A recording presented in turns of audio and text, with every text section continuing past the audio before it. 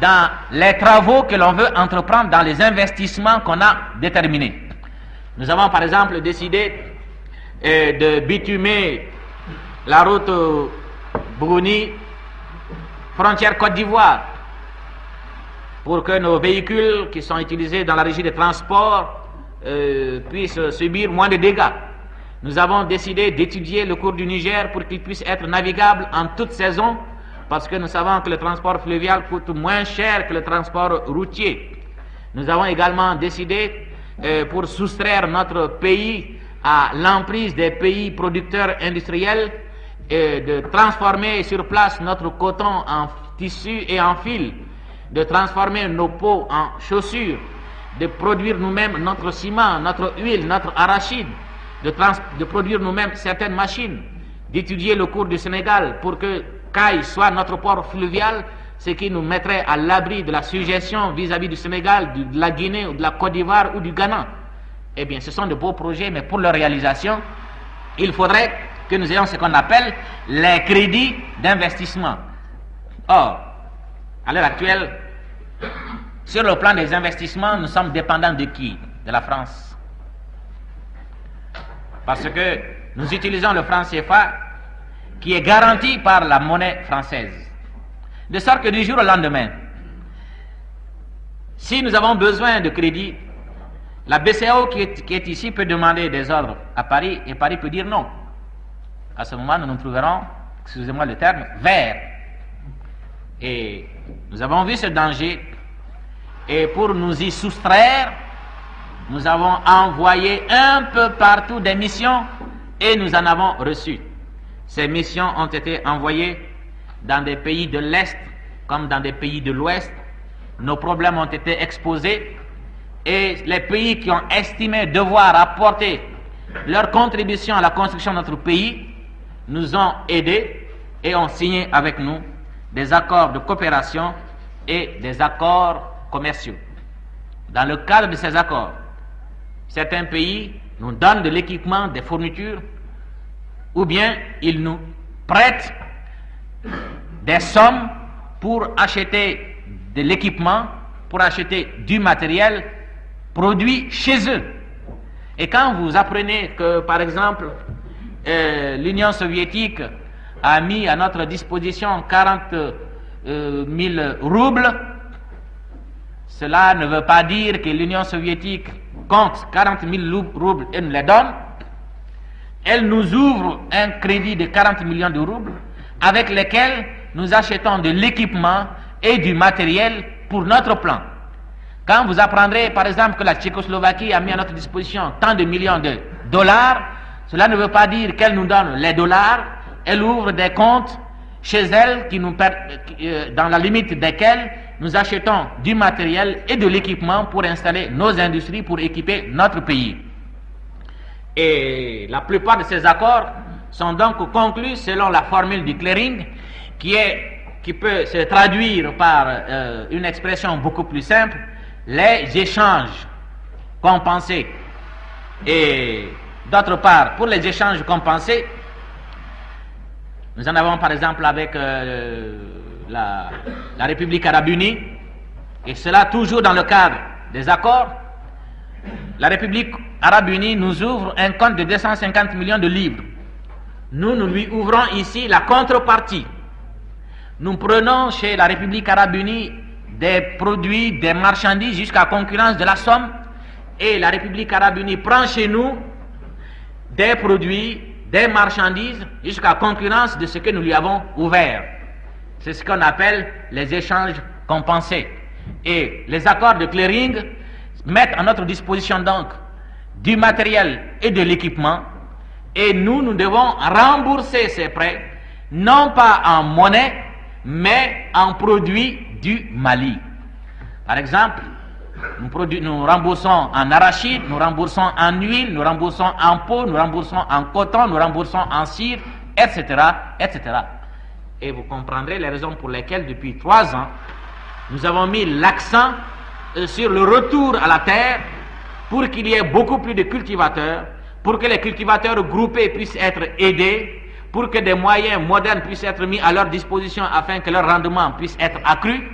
afin que nous ayons suffisamment de produits pour pouvoir rembourser aux pays qui nous ont prêté les sommes qu'ils ont mises à notre disposition pour acquérir du matériel et de l'équipement pour notre plan.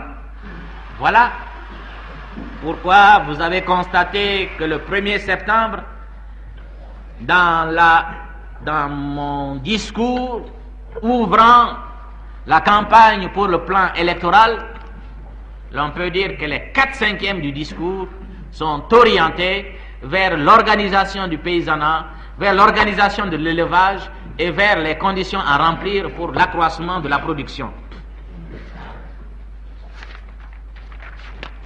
D'aucuns peuvent dire, mais alors, même si ces pays nous donnent des machines, de l'équipement, du matériel, mais puisque nous avons le franc CFA, la France, il y a quand même les échanges intérieurs à l'intérieur du Mali.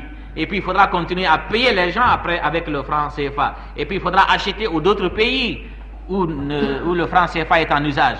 Alors la France peut donc continuer à faire pression sur nous.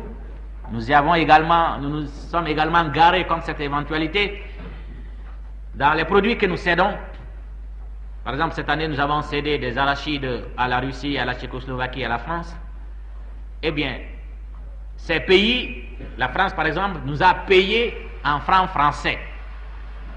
La Tchécoslovaquie et la Russie doivent nous payer une partie de nos arachides en devises. Par devise, il faut entendre les monnaies étrangères. Nous qui utilisons le franc CFA, toutes les autres monnaies sont des devises. La France qui utilise le franc français, toutes les autres monnaies sont des devises. Les États-Unis utilisent le dollar, toutes les autres monnaies étrangères sont des devises. Alors, de sorte que nous leur demandons de nous céder une partie en matériel d'équipement et une partie en devises, ce qui nous permet d'acheter dans des pays des marchandises de meilleure qualité à meilleur prix, dans des pays avec lesquels nous n'avons pas signé d'accords de coopération économique ou des accords commerciaux. Et évidemment, cela ne résout pas le problème de la monnaie locale du franc CFA. Et à ce moment, je demande aux camarades de se pencher sur l'économie de la République du Mali. C'est que nous avons cet avantage rare en Afrique. On peut étudier l'économie de tous les autres pays africains, on ne trouvera pas d'exemple, on ne pourra pas trouver une rééditation de la situation du Mali. C'est qu'en effet, dans nos échanges extérieurs avec les pays africains, nous nous vendons plus à ces pays africains que eux, ils nous vendent. De sorte que sur le plan africain, notre balance commerciale est excédentaire, tandis que pour les autres pays africains, elle est déficitaire. Le Sénégal, la Côte d'Ivoire, la Haute-Volta, la Guinée, le Niger, le Dahomey, tous ces pays, dans leurs échanges avec les pays africains, achètent à ces pays africains plus qu'ils ne leur vendent. Tandis que nous vendons plus que nous n'achetons. Le riz, le poisson sec, le poisson fumé, le bétail, la viande, le haricot, etc. Voilà autant de produits que nous vendons en Guinée, en Côte d'Ivoire, au Libéria, en Haute-Volta, au Niger, au Ghana, et qui nous permettent de nous approvisionner en francs CFA.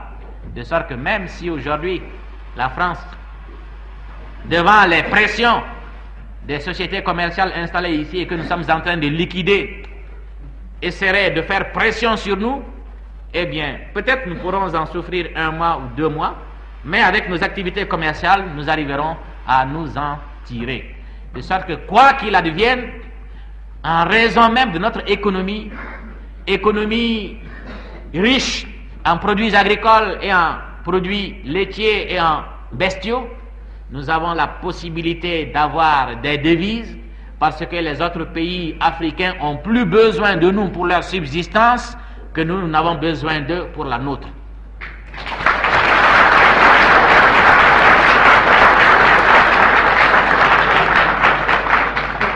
Certes, nous achetons des oranges et des bananes de la Guinée, mais vous savez bien que lorsque nous aurons mis en place, lorsque notre plan aura été achevé, Nous n'aurons pas besoin d'importer de bananes. Vous avez Sikasso qui produit beaucoup de bananes et ne sait qu'en faire. Et les bananes ici, à cause du transport, se trouvent dépréciées par rapport aux bananes guinéennes. Mais si cela est organisé, Kangaba produit des bananes, Bougouni en produit, Kati en produit. Presque on peut dire que toutes les régions du Mali où il y a de l'eau, toutes ces régions produisent des bananes. Mais pourquoi se fait-il que nous en importons? Parce que la commercialisation n'a pas encore été suffisamment organisée. Et cela nous ramène encore à cette situation que j'avais dénoncée, que nous avons des régions productrices de mil et de riz qui ne savent qu'en faire alors que d'autres régions sont déficitaires. Nous avons des régions productrices de bananes qui ne savent qu'en faire alors que nous avons d'autres régions qui en manquent au point qu'elles sont obligées d'en acheter à l'extérieur. Vous avez les oranges. Mais les oranges réussissent parfaitement chez nous. Et les oranges de Guinée, de la région du cercle de Bougouni, sans être greffées, sont les oranges les plus douces. Parce que j'ai beaucoup voyagé, j'ai mangé des oranges de Guinée, celles qu'on dit les plus douces, en les coupant à l'arbre, des oranges greffées de Ségou et d'ailleurs. Eh bien, les oranges qu'on produit dans le cercle de Yanfolila sont les oranges les plus douces. Eh bien, or ces oranges peuvent réussir un peu partout. Il s'agit simplement de les planter. De sorte que nous pourrons donc là aussi nous priver des oranges de Guinée. Ce que nous achetions beaucoup à la Côte d'Ivoire, c'était la cola parce que nous l'exportions sur le Sénégal. Maintenant, nous ne l'exportons plus. Et vous avez constaté que la plupart des commerçants qui faisaient de la cola ont préféré acheter des véhicules pour faire du transport. Alors, qu'est-ce que nous achetons comme produits africains aux autres pays africains? C'est fini. Tandis que les autres pays africains ne peuvent pas se priver de notre riz, ne peuvent pas se priver de notre bétail et de notre poisson. C'est pourquoi, quoi qu'il advienne, quelles que soient les décisions que nous serons appelés à prendre, eh bien, on ne pourra pas nous imposer une politique à laquelle nous n'aurons pas donné notre adhésion, même si on veut faire usage de la pression sur le plan monétaire.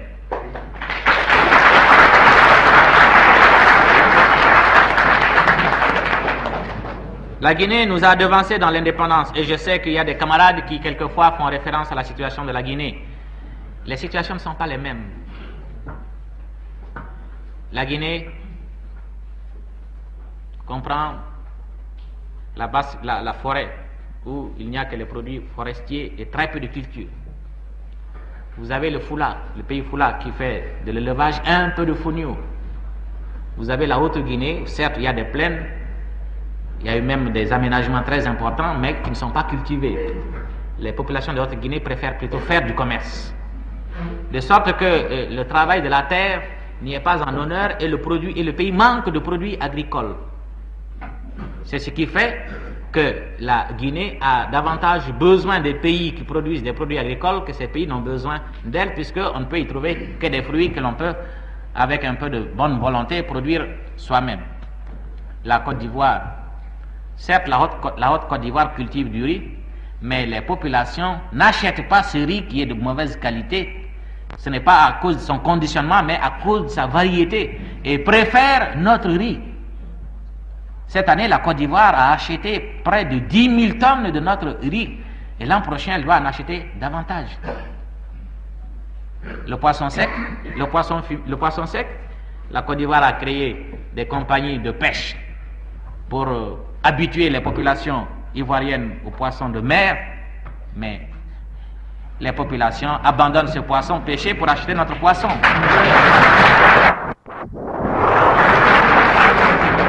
Alors,